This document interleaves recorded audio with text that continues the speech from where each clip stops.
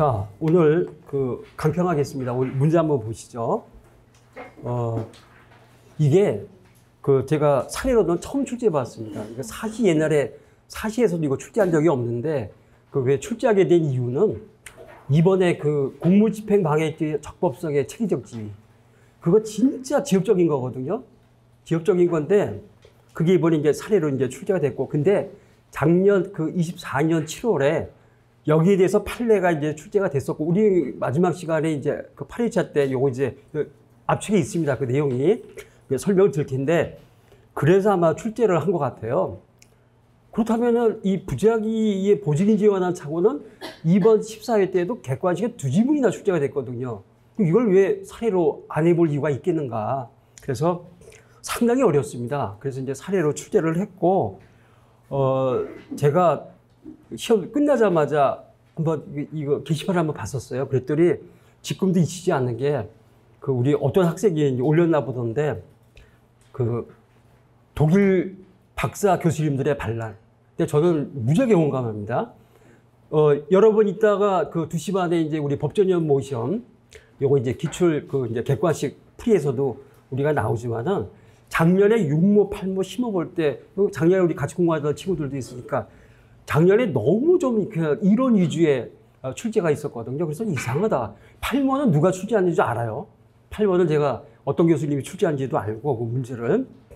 당연히 이제 독일 박사, 지금 지구국 중에서 상당히 큰 지구국의 이제 현고 교수님이신데 그 양반이 이제 출제를 했는데 이게 왜 이럴까? 그랬더니 이번 실제 시험에서 이렇게 이제 출제가 됐습니다. 근데 우리가 하나만, 제가 강의 계획서에도 일부러 다뤄놨지만은 학설이 출제가 된 게 아닙니다. 학설은 언제나 출제가 됩니다. 문제는 이게 학설이 아니라 이론이라는 거죠. 그러니까 유전착이라든가 또 뭐 우연방이라든가 이 보직인지의 지위에 관한 착오, 이론인데 여기에 대해서 학설이 있다는 것들입니다.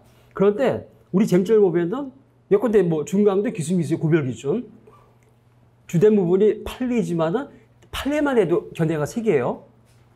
작년 13회 때 출제가 됐지만, 근데 여기에 대해서도 당연히 학설이 있다는 것들입니다. 그렇다면은 제가 뭐 누누이 말씀드리지만은 지금 우리가 학설을 어떻게 대체해야 되는가. 첫 번째, 객관식에서 학설 다 보셔야 됩니다.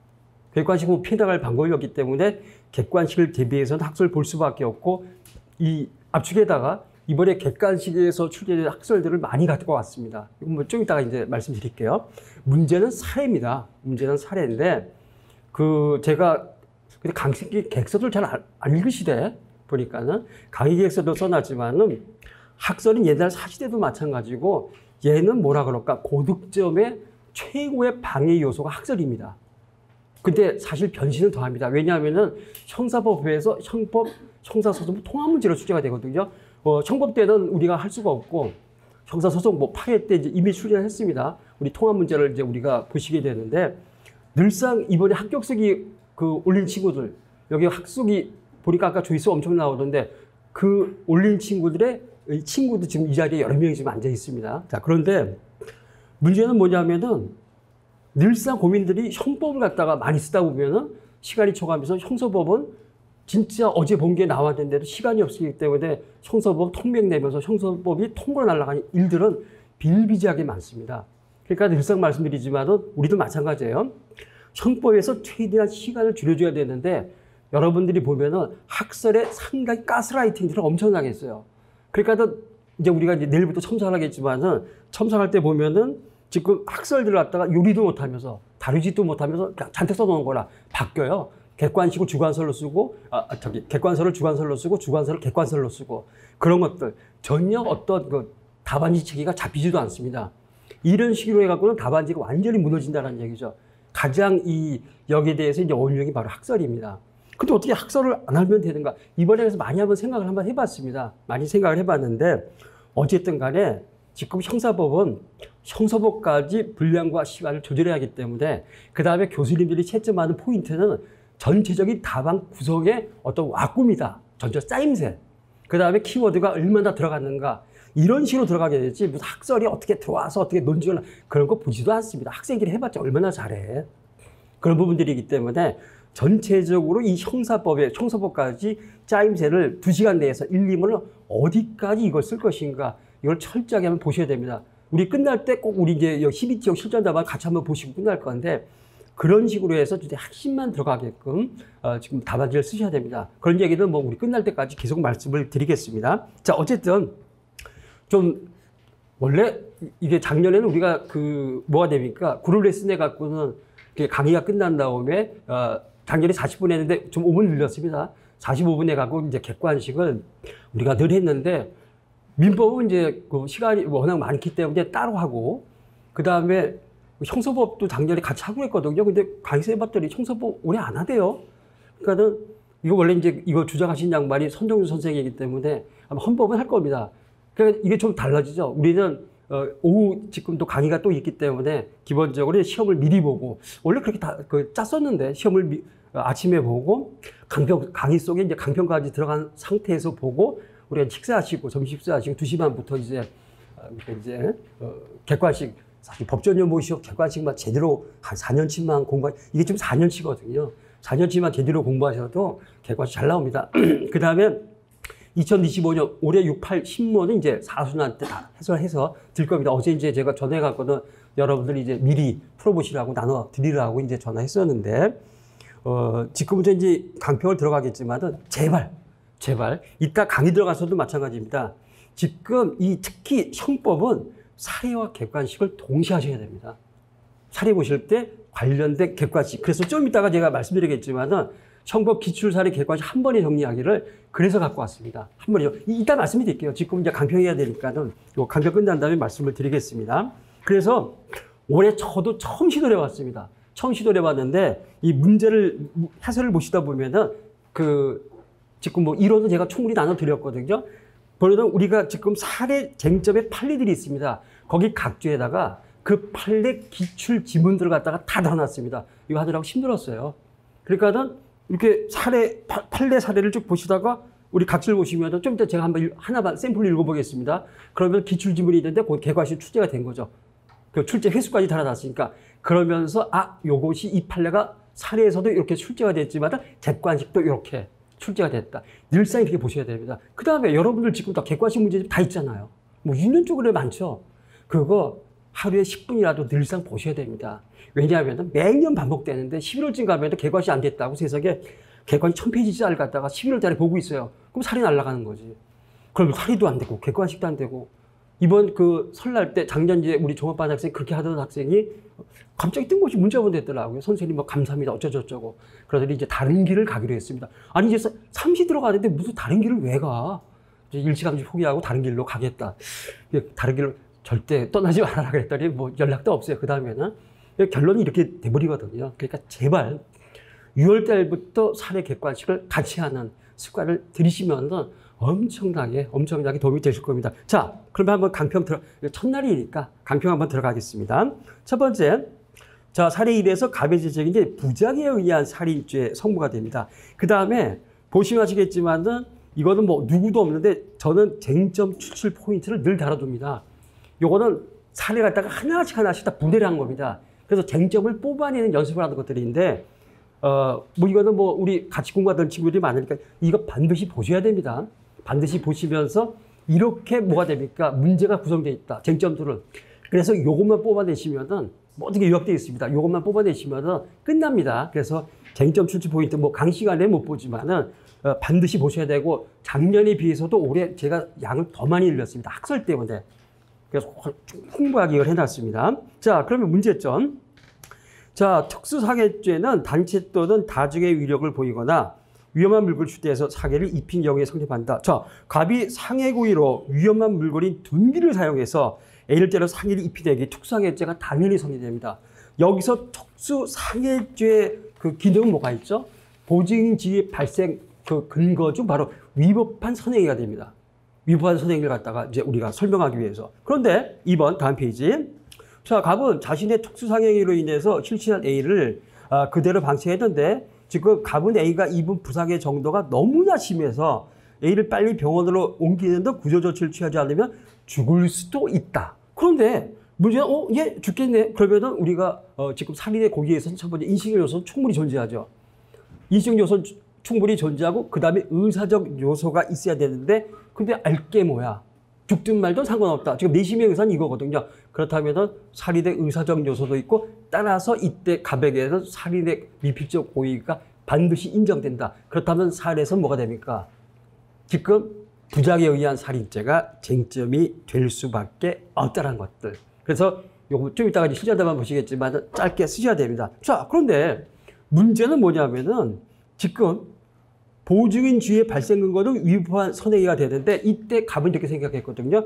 A는 맞을 짓을 해서 때린 것이기 때문에 저런 놈은 죽어도 상관없다. 싸가지 없는 놈. 이 얘기는 뭐가 됩니까? 전혀 위법성에 대한 인식이 없다. 즉 지금 사례에서는 보증인주의가 돼서 착오가 일어나고 있다는 겁니다. 결론은 뭐죠? 법률의 착오겠죠. 근데 그럴 수가 없다는 겁니다. 여기에 대해서 보증인주의 착오에 대해서 지금 뭐가 됩니까? 구성요건 요소설이 있기 때문에 결론은 법률의 착오예요. 그러다 무조건 사실의 착오로 보는 견해가 있고 이번 14회 때 뭐가 됩니까? 객관식 출제됐거든요. 좀 이따가 우리 오후에 좀 이따가 요거 장전 법전형 모의시험에서도 요게 객관식 사례로 출제가 됐었습니다. 그렇기 때문에 기본적으로 우리는 바로 법률의 착오로 갈 수는 없다는 거. 결론은 법률의 착오지만. 자, 그래서 3번. 그런데 A가 맞을 짓을 해서 때린 것이기 때문에 자신의 행동은 정당하고 아무런 잘못이 없으므로 A를 구해주지 않아도 괜찮다고 생각하고는 시시한 A를 그대로 방치하고 사무실을 나가버리는 바 이는 감히 A를 구조할 할 보증인 지위 의무에 관해서 착오를 일으킨 것이다. 나는 이놈을 구조할 어떠한 의무도 없다라고 잘못 생각했다는 겁니다. 자, 없다. 그럼 이건 누가 봐도 법률의 착오인데 아니라는 거죠. 이걸 굳이 사실의 착오로 보는 구성요건 요소설이 존재하고 있다는 겁니다. 그렇다면은 지금 살인죄가 성립하는 경우의 수를 논해보셔야 하기 때문에 어떤 학설을 취했을 때 이때 갑에게 부작에 의한 살인죄가 성립할 것인가 이것을 쓸 수밖에 없다는 겁니다. 재미가 있는 게 우리는 이번에 객관식에서 틀리면 두 집을 다뤄봤거든요. 요게 사례로 나온다. 이거 사례로 나오면 거의 못 씁니다. 반드시 한번 이렇게 써보셔야 됩니다. 자, 그렇다면 자, 2번 부작에 의한 살인죄 성립 요건의 충족 여부인데 뭐 이게 상세하다 보니까 길게 한번 써봤습니다. 보증인지위 인정 여부는 위법한 선행이 특수하겠지. 위법한 선행에 의해서. 그 다음에 살인의 고의 인정 여부는 이미 말씀드렸죠.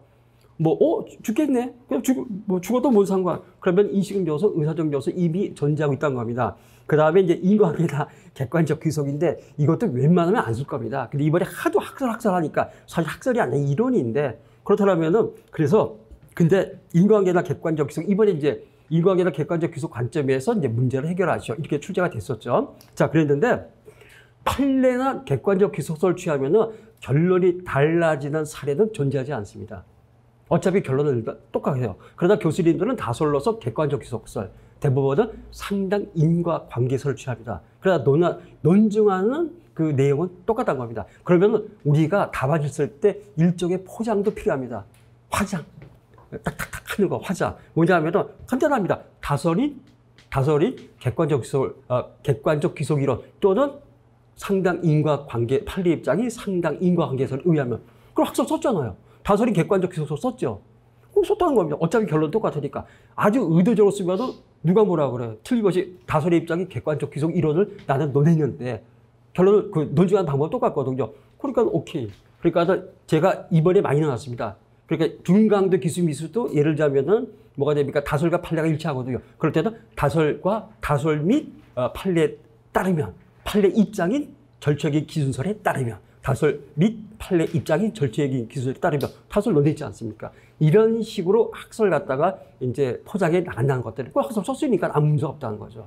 물론 이제 학설과 판례가 대립되는 경우는 따로 가야 되겠죠. 이번에 중앙대 공동정법이 아주 대표적인 그런 경우들이었기 때문에. 근데 어쨌든 여기서는 똑같다는 겁니다. 그러다 요거는 너무나 당연하기 때문에 실전 답안에서는 요 인과관계 이 부분은 이제 부작위 보면 굳이 쓰실 필요는 없습니다. 객관식에선 출제됐었고요. 자, 그렇다면은 3번 보증인 의무에 관한 체계적 지위에 따른 답의 착오의 성격인데 좀 이따가 캡슐은 저분 우리 압축에서도 좀 이따 이거 도표로 보실 겁니다. 그러면은 기본적으로 이때는 보증인주의가 난 착오는 뭐가 됩니까? 제가 도표로 정리해 놨기 때문에 좀 이따 도표만 보시면 됩니다. 구성요건 요소설이 있고 놀라운 게 이 학설이 거의 얼추 한 100년 전까지. 독일 100년 전 그 학설을 우리가 왜 공부해야 됩니까? 이번 14회 때도 출제가 됐어요. 그래서 기본적으로 보증인주의가 난 착오도 그다음에 보직이 의무에 관한 착오도 무조건 사실의 착오. 이게 구성요건 요소설 또는 보직인설이라고 합니다. 그럼 이거는 보직이 의무에 관한 착오잖아요.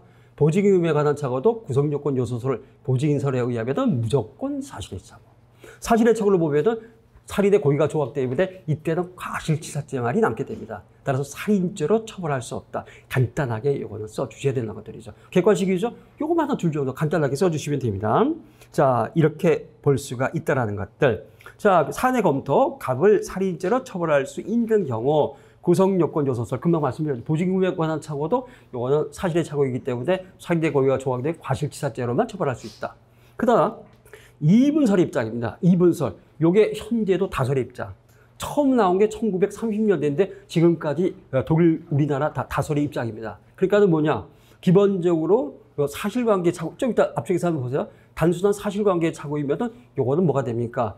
기본적으로 사실의 착오. 그러다 법적 평가의 문제이면은 법률의 착오를 보겠다. 요것이 이분설. 지금 이거는 사실관계에 관한 착오가 없거든요. 법적 평가가 잘못됐을 뿐입니다. 그렇다면 이분설에 의하면은 보직이 의무에 관한 착오가 돼서 법률의 착오가 될 수밖에 없다는 것들. 자, 이분설의 입장. 자, 1번. 갑이 A를 둔기로 때린 거 특수하겠지. 2번. 갑이 자신의 상행위로 인해서 실신한 A를 그대로 방치하면서도 자신의 행동은 정당하고 아무런 잘못이 없으므로 A를 구해주지 않아도 괜찮다고 생각한 보직인 의무에 관한 착오는 이분설에 의할 경우 법률의 착오가 된다는 것들. 자, 3번. 법률의 착오에 대한 다설의 입장인 책임설이나 판례를 취하고 학설 썼지 않습니까? 근데 어차피 그 형법 16조 법률의 착오에서 정당한 이유를 묻는 것은 똑같습니다. 책임설이나 판례나. 다만 책임설은 책임이 조각돼서 무죄고 정당한 이유가 있을 때, 판례는 어쨌든 정당한 이유가 있으니까 그냥 무죄고, 책임이 조각돼서 무죄이냐 아니면 그냥 무죄이냐 결론은 똑같거든요. 그렇다면 여기서 다설의 입장인 책임설 이러면은 역시 뭐가 됩니까? 하나의 우리가 이제 화장법이겠지만은 포장하는 방법이겠지만 틀림없이 학설을 썼다는 얘기죠. 이때 무슨 고의설 같은 거 쓸 필요가 없는 것들이니까는 이런 식으로 자꾸 연습하실 필요가 있다는 것들입니다. 그러면 우리가 학설에 대한 강박 관점에서도 얼마든지 벗어날 수 있다는 것들. 자, 그렇다면은 어쨌든 간에 다설의 입장인 책임설이나 판례에 따르면은 형법 16조 정당한 이유를 인정할 것인가 요것만 검토하시면 됩니다. 그랬을 때 요것도 상당히 많이 있고. 자, 그런데 거기 동그라미 4번 보세요. 판례에 의하면 갑의 법률에 정당한 이유가 있는지 여부는 어쩌고 저쩌고 이렇게 되어 있는데, 자, 밑에 아까 보시려고 그랬죠. 각주 한번 보세요. 3번. 자, 이게 대본 판례 번호 있고 기출지문입니다. 변호사 자격을 가진 국회의원 갑이 선거에 영향을, 변호사 갑이 뭐가 됩니까? 그러니까 변호사 출신의 국회의원이에요. 변호사 출신의 국회의원, 누구보다도 법을 잘하는 사람이 공직자 선거법을 위반했다는 겁니다. 대법원은 여기에 대해서 전혀 형법 16조 정당한 이유를 인정할 수 없다. 이렇게 봤다는 거죠. 그래서 바로 이 판례가 법률의 착오는 9회 때 지금 우리 사례로 출제가 됐었습니다. 이렇게 답안지에 써야 되지만은 이렇게 객관식에서 이렇게 출제했다. 한 번만 체크해 보시면 됩니다. 그러면은 이것도 사례에서 이렇게 나왔지만 또 객관식이 이렇게 출제가 됐는데 반드시 크로스 체크를 하시면서 이러면서 사례와 객관식을 동시에 한다. 이것만 습관화 시키시면 돼요. 사례 보실 때 자꾸 객관식, 그 관련된 객관식 문제를 자꾸 보시다 보면은 시간도 절약되고 그만큼 또 자신감도 붙게 되고, 이걸 자꾸 따로따로 하시게 되면은 좀 힘들어도 처음에는 6월달부터 좀 하시기 바랍니다. 그래서 저도 이거 중심을 다해서 다 해놨습니다. 모든 그 판례는 다 해놨으니까는. 자, 그러면은 법률의 착오가 우리가 사례로 출제가 된다. 결론은 정해져 있습니다. 지금 당연히 그 행위자는 자신의 그 법률의 착오에 정당한 이유가 있다고 믿지만은 지금 문제, 우리가 객관식이라든가 또는 이제 판례집에서 보는 그 법률의 착오에 관한 판례들은 97%가 행정법에 관한 판례들입니다. 형법에 관한 판례들인데 미안하지만 형법에 관한 법률의 착오 판례들은 예가 없이 정당한 이유를 인정하지 않습니다. 그거 당연합니다. 왜 그럴까요? 형법이니까, 범죄니까. 아니, 형법상 범죄를 저지르면서 그것이 정당화 된다고 믿었다. 그걸 어떻게 인정합니까? 이때 판단 기준 누구죠? 일반인 평균인. 일반인 평균 입장에서 아니 형법상 범죄를 저지르면 이것도 살인죄거든요. 살인을 저지르면서 그것이 어떻게 살인죄가 정당화될 수가 있겠습니까? 그러니까 우리가 보통 법률에 세워서 판례들은 97%가 다 행정법은 우리가 모를 수도 있거든요. 그러니까 거기에도 정당한 이유를 인정한 판례들이 있지만 청법과 관련된 판례들은 뭐 대석이 있습니다. 예외 없이 정당한 이유를 인정하지 않습니다. 왜? 청법이기 때문에. 이미 결론을 정해져 있다. 만약에 법률의 사고, 우리 청법 시험이잖아요. 여기서 만약에 이렇게 사인지를 범했는데 정당한 이유를 인정하면 교수님이 채점하시다가 얘는 사이코패스 이게 농후하니까 얘는 합격시키면 안 돼. 변호사면 안 돼. 농담이죠. 그럴 수 있다는 겁니다. 이미 답은 정해져 있다. 그렇기 때문에 무조건 이때는 일반인 평균 형법상 범죄인 그것도 가장 중범죄 살인죄를 저지르면서 그것이 정당하다고 오인하는데 청법 16조 일반인 입장에서 정당한 이유를 절대 인정할 수 없다. 따라서 이때는 당연히 이제 살인죄가 성립이 된다. 이렇게 써주시면 되겠습니다. 그렇게 해서 결론만 내려주시고요. 이제부터 실전 답안 한번 보시죠. 자, 그 다음에 사례 2번에서는 감히 회사 돈을 훔치는 것을 무기한 행위에 대한 의뢰지책인데 이게 그 법전용 모의 시험에서 사례로 3번 나왔거든요. 근데 정말 중요 쟁점 중에 아직까지도 한 번도 본 시험에서 출제 안 된 게 이 쟁점입니다. 매년 이수한테 출제를 하거든요. 근데 교수님들이 너무 출제를 안 하세요. 근데 언젠가는 나올 수가 있다는 겁니다. 자, 우리가 이제 부작에 의한 방조가 되는데 객관식 많이 나왔습니다. 아주 여러 차례 나왔는데 부작에 의한 방조가 되는데 자, 4페이지 한번 보세요.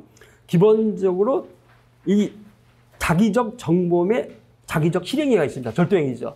이것을 방지할 법적인 자기무, 보안요원, 경비원, 계약관계에 의해서 절도행위를 방지할 뭐가 됩니까? 계획상의 자기 의무가 존재합니다. 그런데 그 자기 의무를 유기 방치했다. 그랬을 때 부작에 의한 정범이 돼야 된다. 부작에 의한 정범이 돼야 된다. 이건 매년 출제를 하는데 작년 같은 경우는 제가 부작위 정범서를 별로 언급 안 했습니다. 이번에 이제 학설이기 때문에 상세 답안에는 부작위 정범서를 써놨습니다. 근데 부작위 정범서만 해도 2개나 돼요. 부작위 정범서. 그러니까 이거는 이래서 저래서 부작위에 의한 정범이 될 수 있다. 근데 아주 그 주장하신 교수님들은 이미 퇴직하시 오래됐고 정말 어려운 쟁점들 이걸 어떻게 쓸 것인가 답안지에다가. 근데 더더군다나 다설 판례를 일치해서 부작위 정범설. 다설 판례 일치해서 부작위 정범설. 아니 다설 판례가 일치하고 있는데 우리가 왜 굳이 부작위 정범설을 알아야 됩니까? 그만큼 우리들이 너무나 학설의 가스라이팅들을 당하고 있다는 것들 정말 과감하게 좀 버리실 필요가 있습니다. 이제 첨삭해 보면 알지만 본인도 모르게 막 학설을 쓰는데 다 틀려요. 제대로 공부도 안 되면서 이걸 어떻게 그러면서 답안지 쓰는 책에 다 망가뜨리고 있고 그러면서 왜 점수가 안 나오지? 당연히 점수가 안 나올 수밖에 없습니다. 그런 부분들 좀 이따 실전 답안에서 한번 보시죠. 자, 그러면은 부작위 정범설이 다설이죠. 판례도 역시 부작위 정범설. 그 다음에 이 판례는 밑에도 제가 기출지문 변시 12회 때 거 갖고 왔지만은 여러 차례 객관식에서는 역시 출제가 됐습니다. 즉 자기적 정범의 실행 얘기를 방지할 방지 의무 있는 자가 그것을 갖다가 방치 유의하게 되면은 정범을 볼 수는 없죠. 또 정범을 보게 되면은 공동 가격 의사가 되니까 심각하게 따지니까 그때는 2인자에 불과하다. 이중대 불가하다. 따라서 이때는 기능적 행위지배를 인정할 수 없기 때문에 따라서 방조에 불과하다. 부작위에 의한 방조설, 부작위에 의한 절도, 방조가 성립한다. 다설 판례 일치해서 이렇게 결론을 내리시면 되겠습니다. 자, 검토 한번 보세요. 4페이지 검토, 4대 검토. 자, 행위지배 여부에 따라서 정범과 공범을 구별하는 형법상의 기본 원칙에 의하면 자기적 정범의 실행을 방지해야 할 보증인 지위에 있는 자가 부작위로 나아가 그것을 방치한 경우 자기 의무자의 부작위를 하더라도 그 부작위에는 적정 행위 기여가 결여되어 있기 때문에 교과서 그대로 갖고 왔습니다. 진짜 용어 자체가 어렵습니다. 그러니까 여기서는 적정 행위 기여가 인정할 수 없기 때문에 기여를 인정할 수 없기 때문에 부작 방조다. 쉽지가 않다는 것들입니다. 이렇게 하나를 쓰는 거 핵심만 써주시면 충분하다는 것들. 자, 그 다음에 5페이지 3번. B가 사망한 점에 대한 병의 합법적 대책이 이론인데 조금 어렵게 만들어 봤습니다. 합법적 대책 이론은 뭐가 됩니까? 10회 때 사례에서도 출제가 됐었습니다. 자, 문제점 한번 보시죠. 수영장 안전점 병이 B가 수영장에서 질식하여 엎어져 있는 것을 뒤늦게 발견하고 인공호흡을 실시하던 중 약 10분 뒤 구급차가 오자 B의 신체에서 소색의 기미가 나타냈는데도 상황을 잘못 인식하던 바람에 곧바로 조기에 인공호흡을 중단하고 구급체 B를 인도하는 실수를 범하였다는 점에서 업무상 주의무 위반, 즉 업무상 과실이 인정됩니다. 자, 그 다음에 이 주의무 위반과 결과 사이에는 원인과 조건을 구별하지 않고 모두 등가적 원인관계에 있다고 보는 합법직적 조건설에 따르는 인과관계도 인정이 된다. 이번에 뭐가 됩니까? 객관적 인과관계가 객관적 기속 이론의 관점에서 가외 죄책을 논해 보시죠. 이렇게 사례에서 출제가 됐지 않습니까? 객관적 기속 이론이면 합법적 적공관계. 합법적 적공관계는 여기서 핵심은 등가적 원인관계입니다. 그러니까 큰 원인, 사소한 원인 구별하지 않고 모두 다 등가적이다. 대신 실제로 그 어떤 진행된 범위 내에서만 인과관계를 인정하겠다. 다소리내도 어렵습니다. 근데 어쨌든 이번에 이걸 써봐라. 그렇다면은 그냥 여기서 핵심 등가적 원인관계 있는 합법적 적공설에 따르면 인과관계는 당연히 인정된다. 객관적 기속은 우리 판례 상당 인과관계 논하는 방식하고 똑같습니다. 요것만 우리가 이제 뭐라 그럴까 한 줄만 더 올려주시면 되겠죠. 요거는 좀 이따가 CBT 거기서 한번 같이 한번 보시죠. 자, 그렇다면은 문제는 인과관계 객관적 기속 다 인정이 된다는 것들입니다. 자, 그러나 쟁점 B는 응급후송 중에 사망가 있는데 병이 계속하여 인공호흡을 실시하였더라도 B에게 동일한 사망의 결과 발생했을 것이 확실하였다는 점에서 병으로서는 사고를 예견하고 회피할 수는 없었던 것이라는 판단이 서게 된다. 그런데 주의 의무를 다했어도 어차피 피해자는 죽을 수밖에 없었다. 그 결과는 어차피 발생할 수밖에 없었다. 이런 관계 있다. 바로 이제 이러한 경우들이에요. 근데 우리가 바꿔서 만약에 네가 최선을 다했다라면 충분히 결과 발생을 방지했다. 즉 피해자의 몫을 구할 수 있었다. 그러면 그거는 무조건 책임져야죠. 상당 인과관계, 또는 객관적 기속 이점대에서 업무상 과실사죄가 성립됩니다. 근데 이건 반대거든요. 반대. 아무리 지금 주의 의무를 다했더라도 동일한 결과, 사망의 결과가 발생할 수밖에 없었다. 그럴 때 이것을 과연 어떻게 평가할 것인가? 10회 때 기억나세요? 지금 이 뭐가 됩니까? 자전거 운전을 하는데 화물차가 이걸 추월하면서 차간 그 추월 간격을 갖다가 지키지 않고 적기하다가 뭐가 됩니까? 피해자가 뒷바퀴 깔려서 사망했거든요. 그랬을 때 뭐가 됩니까? 이때 차간 간격을 충분히 유지했더라도 피해자가 자전거 운전했기 때문에 어차피 동일한 결과가 발생할 수밖에 없었다. 10회 때 이렇게 사례에서 출제가 됐습니다. 똑같거든요. 과연 이제 어떻게 이것을 해결할 것인가? 그랬는데, 자, 학설. 이거 진짜 위험증대 이론 처음입니다. 지금 위험증대 이론인데 이거 무슨 말인지도 몰라요. 어쨌든 간에 네가 주의무 위반을 했기 때문에 위험이 증대됐다. 그럼 당연히 객관적 기승적으로 기수가 돼야지. 소설이지만 이렇게 위험증대 이론. 그러다 다설의 입장은 무죄 추정설입니다. 무죄 추정설. 그러니까 뭐냐? 지금 결과 발생을 방지할 수 있는 확률이 이때 80에서 90% 이상입니다. 학설 들어가면 이렇게 복잡해집니다. 80에서 90% 이상일 때는 뭐가 돼요? 이때는 누가 봐도 야 이거 결과 방지 확률이 지금 네가 최선을 다했다면 결과 발생을 방지할 수 확률이 80에서 90이야. 시중 팔고 살 수 있었어. 그러면 이때는 책임져야죠. 객관적 기속이 인정되는 겁니다. 그러나 그 미만일 때는 뭐가 됩니까? 형사법의 대원칙인 무죄 추정의 원칙에 따라서 이때는 객관적 기속을 인정할 수 없기 때문에 이때는 과실 미수가 돼서 무죄가 된다. 이것이 다설의 입장이 무죄 추정설. 자, 그렇다면은 판례가 자, 이때 너무 이제 시간이 갔으니까는 거기 동그라미 2번, 3번 쭉 설명해 놨습니다. 이거 나중에 한번 보세요. 무죄 추정설이 이제 뭔가 그렇게 해놨습니다. 자, 판례 6페이지 상당 인과관계설 입장에서 무죄 추정설과 동일한 결론입니다. 상당 인과관계설의 입장에서 어쨌든 상당 인과관계설을 취하지만 결론은 무죄 추정설 똑같습니다. 이거 한번 읽어보겠습니다. 자, 그랬을 때 판례는 소위 트럭 왼쪽 바퀴 사건에서 이와 같은 사고 경우에 비추어 설사 if죠. 자, 가정을 합니다. 설사 피고인이 중앙선 위를 달리지 아니하고 정상 차선으로 달렸다 하더라도 다른 말로 하면 뭐가 됩니까?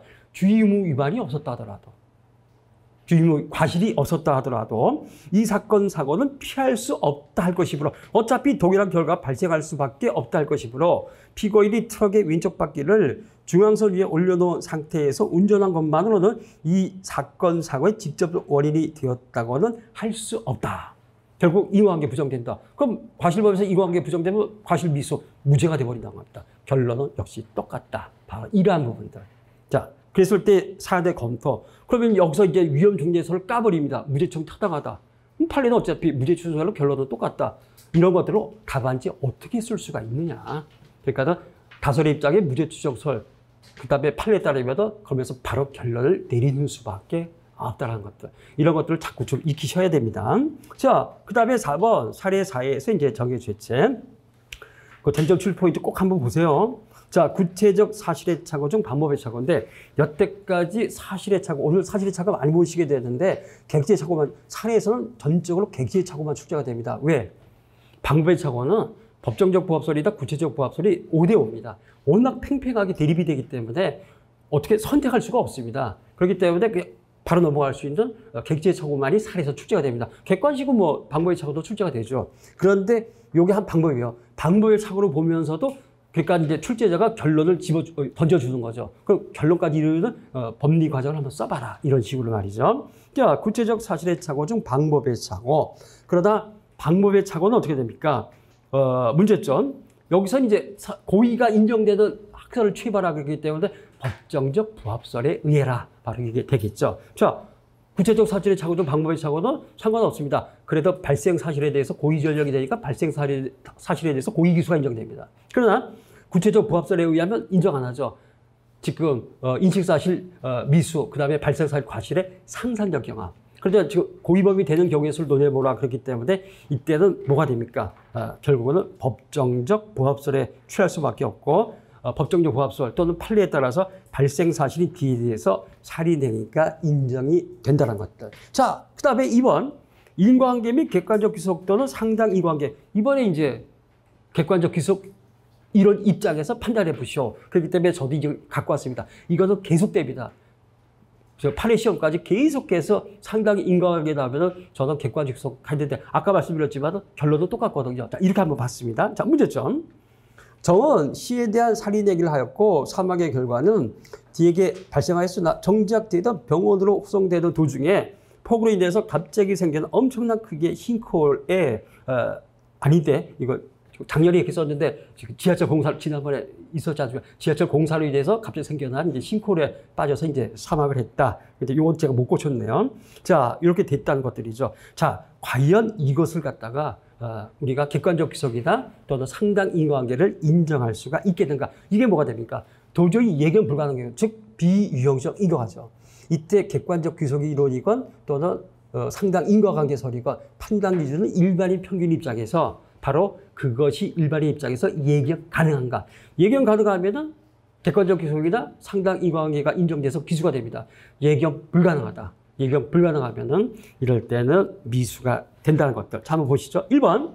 합법적 조건설에 의하면 결과에 대한 모든 조건은 주된 원인이나 사소한 조건을 구별하지 않고 모두 등가적으로 원인 관계 있으므로 저도 작년하고 비해서 이렇게 이론, 학설 이론을 많이 지어넣어놨어요. 작년에 이거 전혀 넣어놓지 않았거든요. 올해 이렇게 많이 넣어놨습니다. 일단 D에 대한 살인행위와 D의 사망 사이에는 사실 판단으로서의 인과관계는 인정이 됩니다. 가설적 인과관계 이거 취하지 않으나 합법적 조건설을 취하게 되면 일단은 사실 판단과 인과관계는 언제나 인정이 됩니다. 이건 정해져 있습니다. 자, 그러면은 법적 규범 판단. 자, 객관적 귀속 이론. 2번. D의 사망을 정의 살인에게 단 작품으로 귀속시킬 수 있는 객관적 귀속이나 상당 인과관계를 판단하는 데 있어서 학설가에 의하면 다른 사실의 기입이 자신이나 제3자의 고의 또는 중과실 또는 천재지변 등 극히 이례적이고 예견 불가능한 경우에는 선행행위, 부작에 의한 살인행위와 결과 사이의 객관적 귀속이나 상당 인과관계를 인정할 수 없게 된다. 그냥 저만 해도 작년에는 그냥 상당 인과가 논했지만 객관적 귀속 하나 더 논하는 겁니다. 왜? 결론은 언제나 똑같으니까. 그럼 자연스럽게 학설을 논하고 있지 않습니까? 이런 이제 하나의 좀 나쁘게 말하면 꼼수죠. 좋게 말하면 포장이고 이런 것들을 좀 쓰실 필요가 있습니다. 그런데 지금 자 생각건데 정의 살인에게 부실 지하철 공사로 말미암아 도로 위에서 갑자기 생겨난 엄청난 크게 싱크홀에 병원 구급차가 빠지면서 크게 부서지는 무리한 교통사고. 이거 일반이죠. 어떻게 예견할 수 있겠습니까? 이걸 도대체 어떻게 예견할 수가 있겠는가? 이거 도저히 예견 불가능하다. 따라서 합법적 조건설에 의하면 사실 판단은 인과관계 인정했지만 법적 판단으로서의 객관적 귀속이나 상당 인과관계도 부정되기 때문에 사례에서는 결국 살인 미수가 될 수밖에 없다. 좀 죄송하지만 1회 때부터 제가 읽어도 되게 어렵게 수지했네요. 엄청나게 어렵게 수지했지만은 진짜 한번 이렇게 당해봐야 됩니다. 한번 탁 맞아봐야 저도 이번 시험에 이런 제가 볼 때는 잘된 출제는 아니에요. 너무 이런 위주고 진짜 얼마든지 할 수 있는 것들이 꼭 그렇게 그러니까 진짜 독일 박사 교수님들의 반란. 저도 그 진짜 저도 독일 박사지만은 그 진짜 야 대단하다 했는데 그래서 한번 이럴 때부터 쇼크를 한번 이렇게 매겨봤습니다. 자, 우리 실전 답안 한번 보시죠. 어떻게 줄여놨는가? 어떻게 줄여놨는가? 그 형소법 8회 때는 이제 통화 문제로 옵니다. 그때는 이거보다 양을 더 줄였습니다. 형법에서 줄여야 됩니다. 형법이 그 2페이지까지 쓰고 3페이지 연주해서 형법이 끝나야 됩니다. 나머지 형소법. 그렇게 형법을 무지하게 컴팩트하게 쓰셔야 돼요. 진짜 길게 못 쓴다는 거죠. 근데 엄청 길게 씁니다. 근데 이번에 작년에 비해서 합격수기 얼마 안 올라왔지만 합격수기 수 가운데 학생은 좀 기분 나쁘더라고요. 뭐 헌법하고 민법만 듣고 뭐 형사법 이런 행정법 우리하고 안 들었다 그래서 누구야 도대체 누군지 모르겠죠. 우리가 아니 안 들었을까. 그래서 첫 번째, 세 번째 학생 다 뭐 첫 번째 학생은 제가 쓰라 그래서 이제 쓴 학생인데 그 저기 뭐야 재학생 합격했거든요. 근데 그 친구 뭐 형사법이 165점 얼마 나왔더라고요. 뭐 여기 그 점수 저한테 보낸 거 있습니다. 그런데 그 친구도 막 늘려쓰길래 제발 형법에서 이거 좀 줄여라. 그때 그걸 또 써놨더라고요. 그래서 형사법에 최대한 할애를 했다. 자, 한번 형법 보시죠. 자, 특수하겠죠. 갑이 상해 고의로 위험한 물건인 종기를 휴대 사용해서 A를 때려서 상해를 입힌 행위에 대해서는 특수항해죄가 성립한다. 여기에 지금 덧붙일 게 뭐가 있습니까? 위험한 물건이 이때 키워드는 위험한 물건이라는 거죠. 이렇게 들어와 있으니까 이 정도만. 교수님은 전체적인 이 짜임새를 보십니다. 전체 구도, 왁구. 사비적인 내용 잘 안 보세요. 자, 부작용 살인죄 성립 요건의 충족 여부. 문제점. 1번.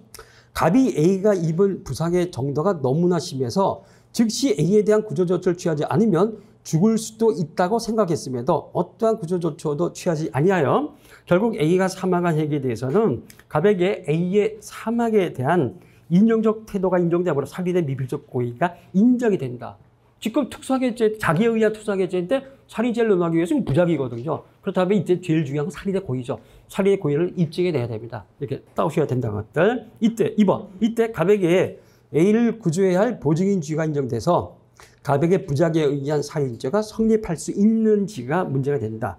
보증인지의 인정 여부. 핵심이죠. 1번 판례는 형법 18조에 정한 자기 의무 보증인주의는 법령, 법률행위, 선행행위로 인한 경우는 물론 신의칙이나 사회상기 혹은 조리상 자기 의무가 기대되는 경우에도 인정된다는 입장. 요 지문이 객관식만 4번이나 출제가 됐습니다. 객관식. 워낙 잘하는 판례죠. 2번 이때 갑에게 죄송합니다. 2번 판례에 따르면 갑은 A에 대해서 특수사경이라는 위법한 선행행위를 근거로 A를 구조할 보증인주의 있다. 딱 4줄이 있지만 핵심은 다 들어있다는 겁니다.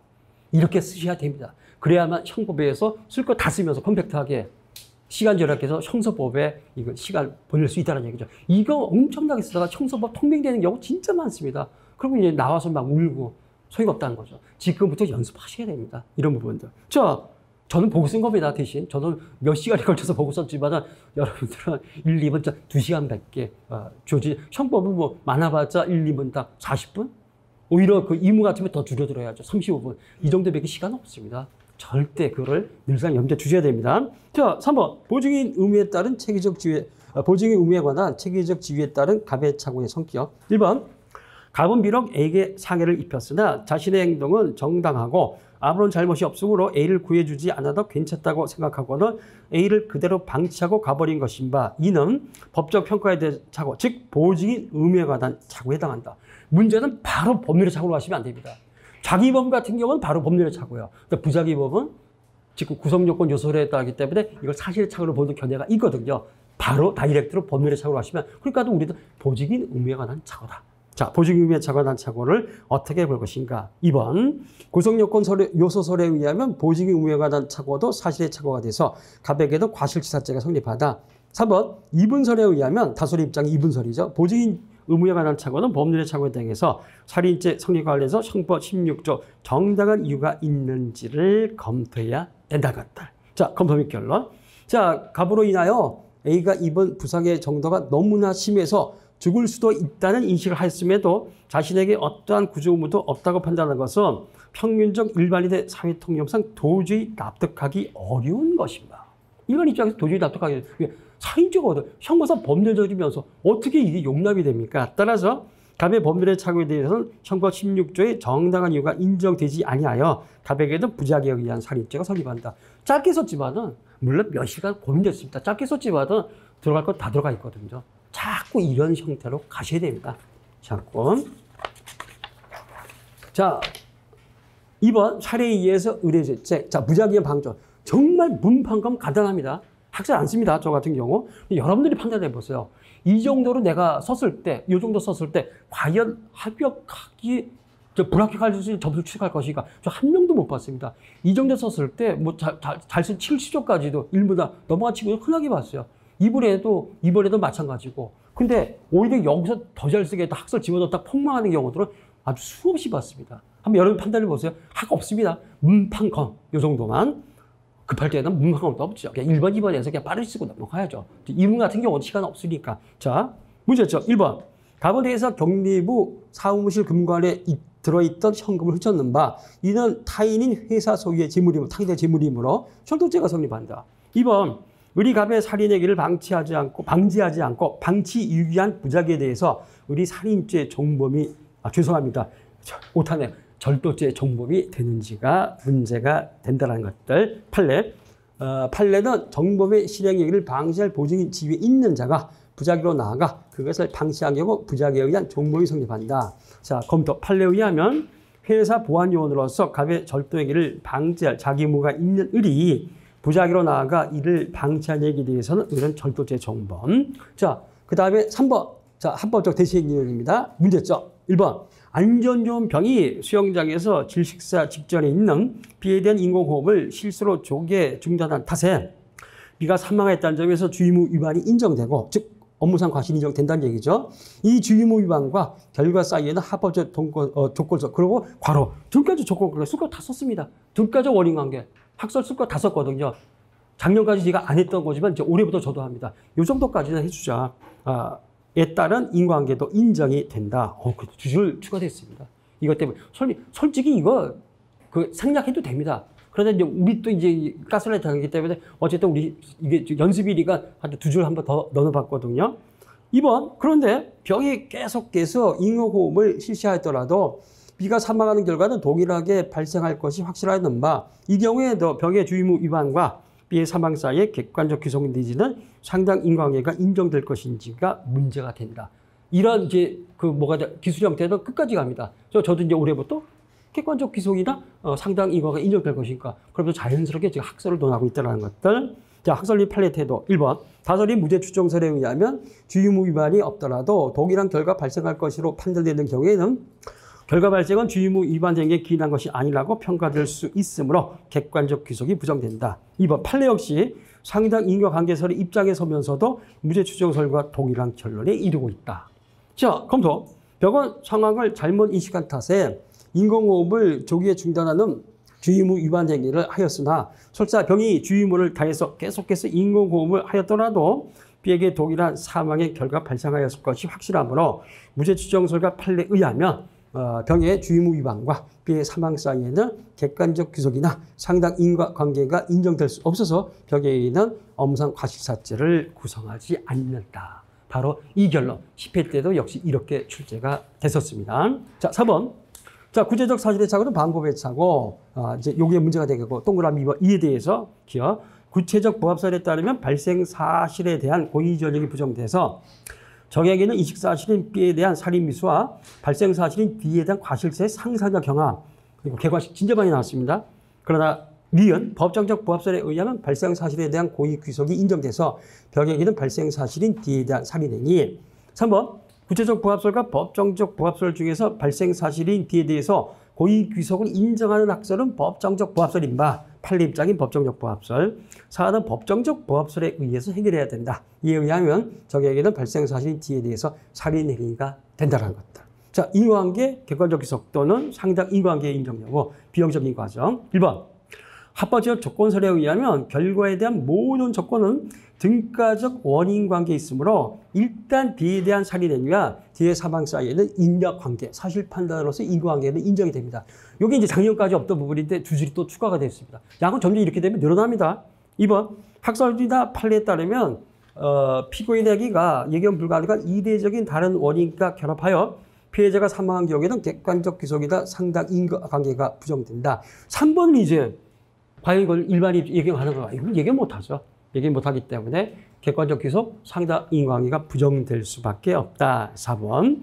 결국 정의 살인행위와 D의 사망 사이에는 객관적 귀속이나 상당 인과관계를 인정할 수 없어 적의 살인행위는 미수에 해당할 뿐이다. 그런데 이게 그 본시험하고도 어떤 문제 쟁점 수 비슷하거든요. 근데 보시면 아시겠지만 3페이지 거기다 지웠습니다. 이렇게 되면은 형사법을 쓸 공간이 한 열 몇 줄이 부족합니다. 근데 지금 우리 형법이기 때문에 제가 이 정도 썼거든요. 근데 진짜 줄여 쓴 건데도 이 정도 나옵니다. 근데 이제 본시험에서는, 그럼 우리가 이제 형사법 8회 때 한번 보세요. 그때는 제가 절대 10줄 안 넘겼거든요. 우리 3수단, 4수단 때, 3수단 때 4번, 그 다음에 4수단 때 3번 더 봅니다. 총 7번 더 보는데, 그때는 저 무조건 10줄 이내로 끝쳐버립니다. 나머지 형사법 쓰기 하거든요. 이게 돼야 됩니다, 여러분들이. 진짜 형사법 알면서 통행할 때 얼마나 시간 없으니까 띠딩 올리면서 그때 눈물 얼마나 나옵니까? 몇십 점 그냥 날아가 버리기 때문에 지금부터 연습하셔야 된다고 합니다. 줄였어도, 그렇게 줄였었는데도 학설 들어오니까는 저도 늘어날 수밖에 없습니다. 이게 학설의 기능입니다. 너무 학설에 두려워하지 마세요. 그러니까 교수님들 별로 보지도 않습니다. 그 다음에 여러분들이 저들 아시겠지만은 지금 독일 박사 이 교수님들이 대개 50대 중후반까지예요. 60대.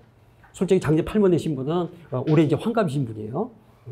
올해. 여기 근데 올해 그 대학에서 우리 종합반 많이들 신청했다 그러던데, 저기 유명하던 지방 대학. 올해. 근데 지금 제가 알기로 40대 교수님 중에 변호사 출신 교수님들이 그분들은 학설 시큰둥합니다. 실무 나가서 무슨 학설을 봐. 그러니까 올해, 근데 솔직히 12회 때 그때도 양의 그 생략의 학설 막 많이 출제되지 않았습니까? 근데 작년 13회 때는 완전히 판례로 깔았거든요. 내년에 글쎄 또 이것이 학설력에 중복이 될까요? 내년에는 제가 볼 때는 오히려 역효과적으로 반대작용으로 판례 위주의 사례가 더 많이 출제되고, 저 13회 때 그랬거든요.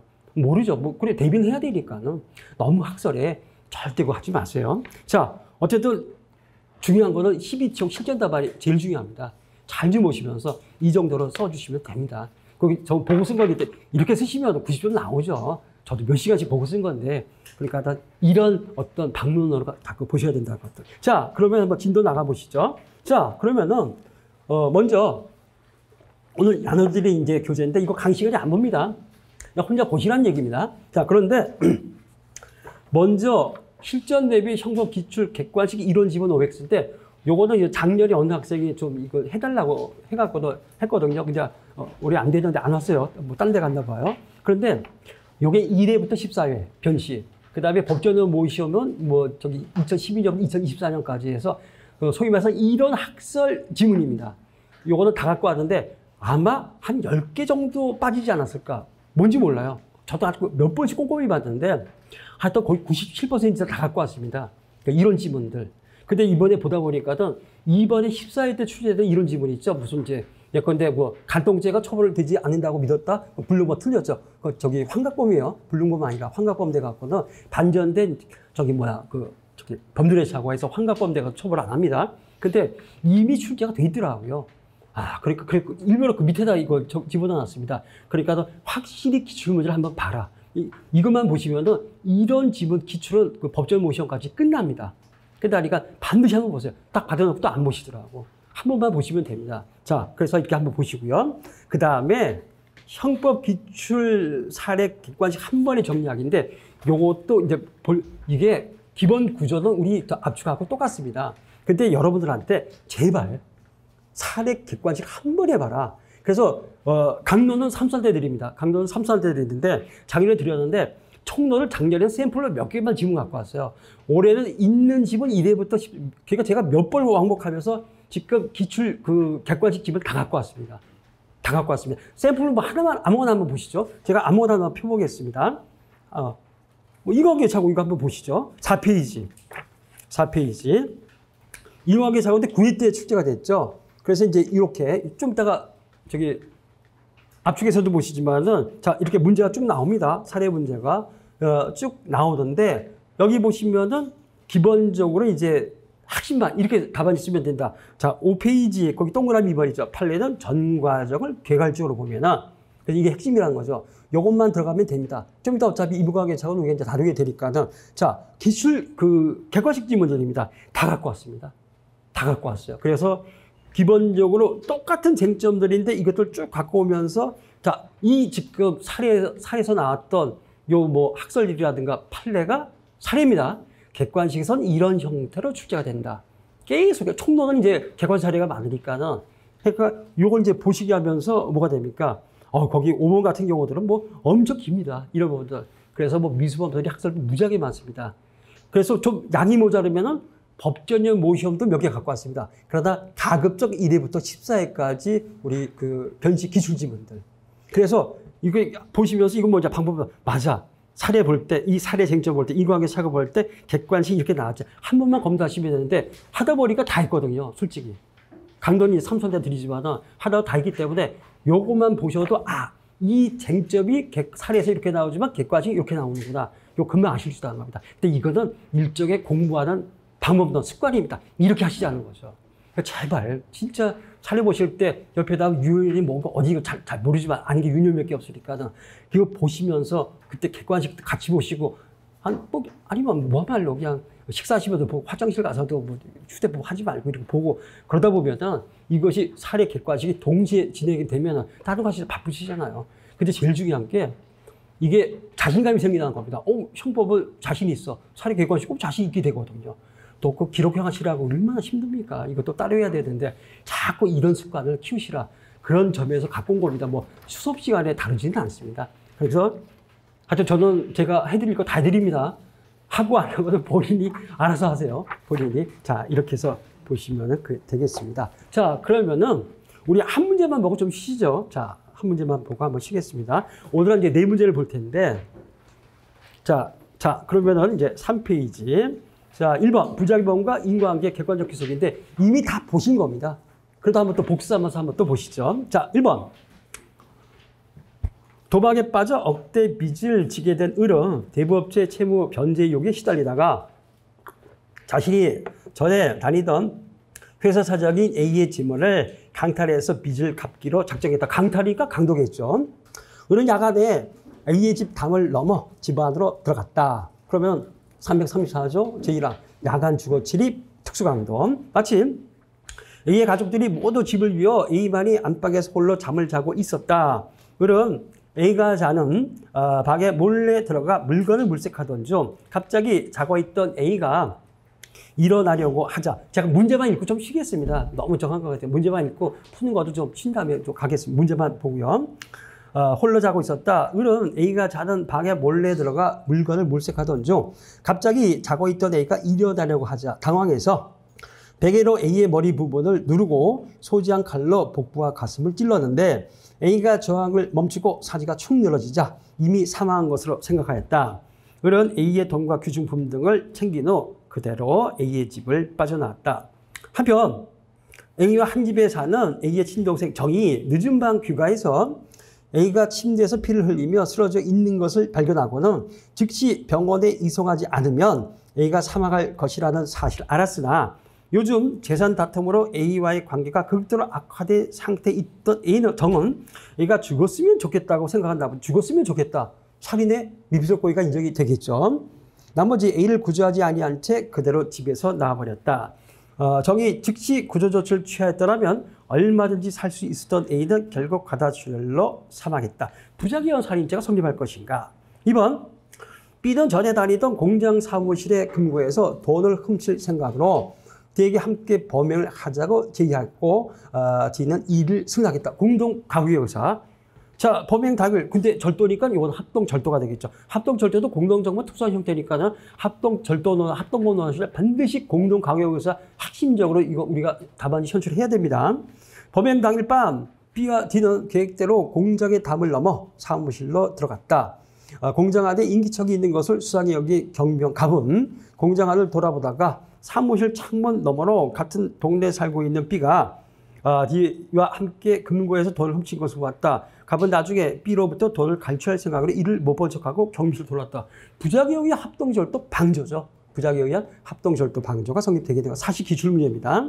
3번 이건 이제 합법적 대체이론. 덤프트럭을 모는 병은 어느 날 자신의 트럭을 도로의 중앙선 위를 왼쪽 바퀴가 걸친 상태로 운행하던 중 그 50m 앞쪽 반대 방향에서 수에 취한 상태에서 C가 자동 승용차를 운전하여 병이 진행하던 차선으로 달려오다가 급히 자기 차선으로 들어가면서 병이 운전하던 트럭과 교행할 무렵 균형을 잃고 다시 벽의 차선으로 들어오다가 벽에 운전하던 트럭의 왼쪽 바퀴를 들이받고 튕겨져 나가 씨는 직사고가 났다. 실제 사실관계고 아까 우리가 판례를 읽었었죠. 그 실제 사실관계입니다. 피해 차량은 음주운전이 역주행을 하다가 어떤 화물 자동차를 피하지 못하고 이렇게 사망했었다. 그런데 지금 문제는 가해 차량은 중앙선 침범. 중앙선 침범 뭐가 됩니까? 틀림없이 주의무 위반이 있거든요. 이럴 때 과연 결과 발생에 대해서 상당히 관계 또는 객관적 귀속을 인정하겠는가? 이것이 쟁점이 되겠습니다. 그러면은 쉬었다가 10분만 쉬었다가 우리 압축하고 여기서 같이 한번 보도록 하겠습니다.